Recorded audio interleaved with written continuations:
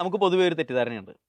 Plus ടുവിൽ ഫിസിക്സിനും കെമിസ്ട്രിക്കൊപ്പം maths പഠിച്ചവർക്ക്, അതായത് engineering ആസ്പിരൻസിന് മാത്രമാണ് കുസാറ്റ് കാറ്റ് 2024 എഴുതാൻ കഴിയുക എന്നുള്ളൊരു തെറ്റിദ്ധാരണ നമുക്ക് എല്ലാവർക്കും ഉണ്ട്. എന്നാൽ അങ്ങനെയല്ല. പ്ലസ് ടുവിൽ ഫിസിക്സിനും കെമിസ്ട്രിക്കൊപ്പം ബയോളജി പഠിച്ചവർക്കും കുസാറ്റ് കാറ്റ് 2024 എഴുതാം. കാരണം കുസാറ്റിൽ ഡിപ്പാർട്ട്മെന്റ് ഓഫ് ബയോടെക്നോളജിക്ക് കീഴിൽ 5 വർഷത്തെ ഇൻ്റഗ്രേറ്റഡ് MSc ഇൻ ബയോളജിക്കൽ സയൻസിൻ്റെ ക്വാളിഫിക്കേഷൻ എന്ന് പറയുന്നത്, എലിജിബിലിറ്റി എന്ന് പറയുന്നത് ഫിസിക്സിനും കെമിസ്ട്രിക്കൊപ്പം ബയോളജി പ്ലസ് ടുവിൽ പഠിക്കുക എന്നുള്ളതാണ്. ഏകദേശം 15 സീറ്റുകളാണ് ഈ പ്രോഗ്രാമിനുണ്ടാകുക.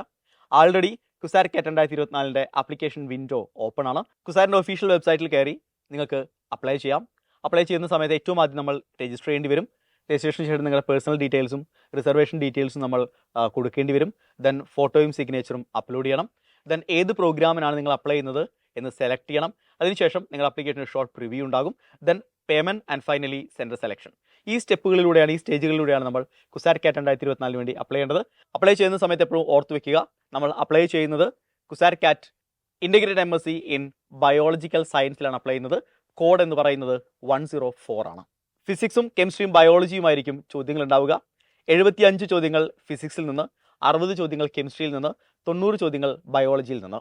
അതായത് ഫിസിക്സിൽ 225 മാർക്കിനും കെമിസ്ട്രിയിൽ 180 മാർക്കിനും ബയോളജിയിൽ 270 മാർക്കിനുമായിരിക്കും ചോദ്യങ്ങൾ ഉണ്ടാവുക. ഒരു ചോദ്യത്തിൻ്റെ ശരി ഉത്തരത്തിന് 3 മാർക്കായിരിക്കും നിങ്ങൾക്ക് ലഭിക്കുന്നുണ്ടാവുക. സോ എല്ലാവരും കുസാറ്റ് കാറ്റ് 2024 അപ്ലൈ ചെയ്യുക. ഗംഭീരമായിട്ട് പ്രിപ്പയർ ചെയ്യുക. All the very best.